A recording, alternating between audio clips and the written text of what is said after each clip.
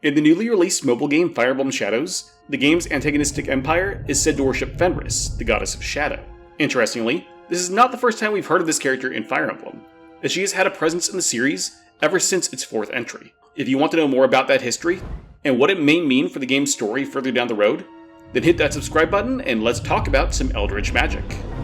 Fenris was originally depicted in Genealogy of the Holy War as Fenrir, a dark magic tome, one of the first in the series. And yes, the Japanese names are the same, I checked. It would appear again in Thracia, all 3 Game Boy Advance games, Radiant Dawn, and Heroes.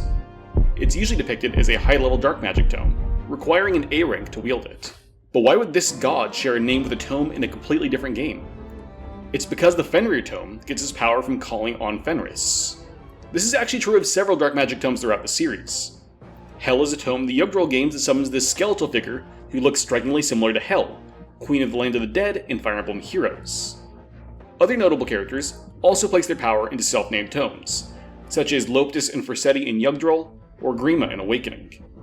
Gaiden and its remake also bring us Medusa, a black magic spell wielded by the witch Nui Baba, who formed a contract with the being known as Medusa to use that power. This is actually very consistent lore within the Fire Emblem series. Ever since its first entry, dark magic has been framed as summoning the power of demons and dark gods. We can extend this lore to other types of magic as well. Julia's Naga tome holds the power of Naga, goddess of light. Anima magic calls on the power of lesser nature spirits, which is how a character like Nino, who is illiterate, can still use magic. Now, one thing I think is interesting about the Fenrir tome in particular is that, in the Blazing Blade, the tome has 13 uses.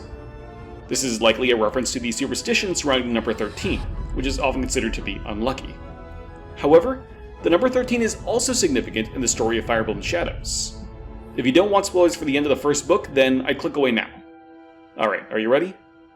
Early in the game, Kurt states there are 12 major bloodlines within the Kingdom of Ast. However, in the ending of Book 1's Shadow Route, it's revealed that there is a secret 13th bloodline. Given the associated number, I wonder if this final bloodline is somehow related to Fenris, perhaps being given her blessing or blood, which is why it was forgotten. Exactly who carries this blood, however, remains to be seen. Now, how do you guys feel about this game? The lore excites me, but I'm picking up a pretty negative vibe from people about it. However, if you'd like to see more videos on the game's lore, I'd be happy to provide them. Also, please share your thoughts on what you think will come from this mysterious 13th bloodline. Thanks for watching, and I'll see you all next time.